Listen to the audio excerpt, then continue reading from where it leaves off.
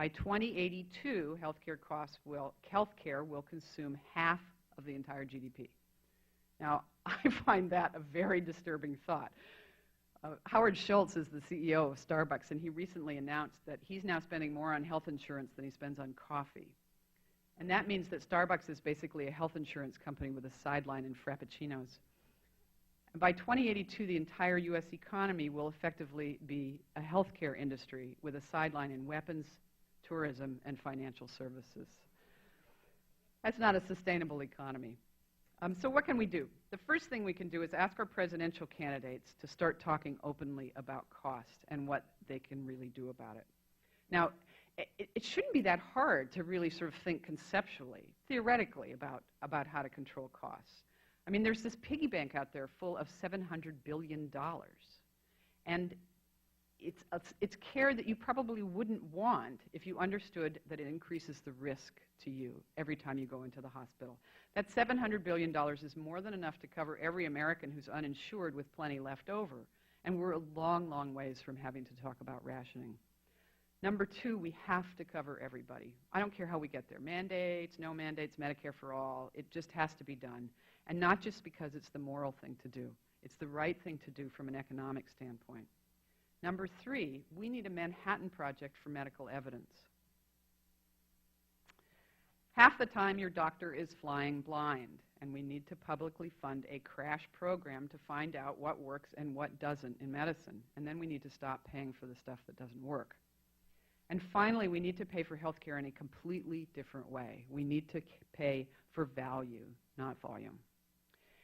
And you know, this method of payment isn't that new. Places like the Mayo Clinic, the Cleveland Clinic, your own Kaiser system here in California, they already know how to do it. So Mayo and Kaiser are a handful of other, and a handful of other healthcare providers around the country are known as integrated systems.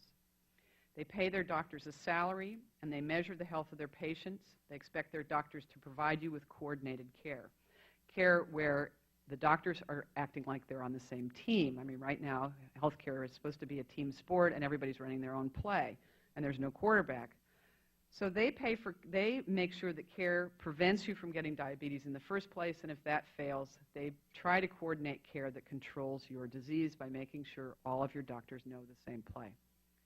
These integrated systems expect their doctors to communicate with one another, and they assign a single doctor to watch over your case if you're in the hospital.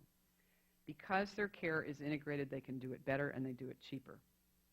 Now, after everything I've told you tonight, you may be surprised that I'm actually feeling kind of optimistic about the future of healthcare. Really? Or maybe hopeful. Optimistic is when you have data. Hopeful is when you're looking forward to the best. But I'm actually optimistic because we do have these models of integrated care. They're already up and running.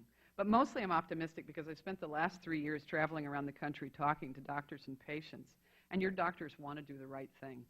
They are frustrated, they are beaten down by paperwork, and they're beaten down by their incomes going down and losing relationships with patients.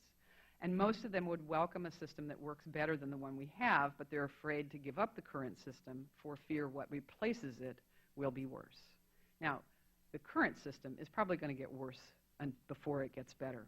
But it seems to me that the first step towards a better system is for both doctors and patients to learn that in medicine, sometimes less is more.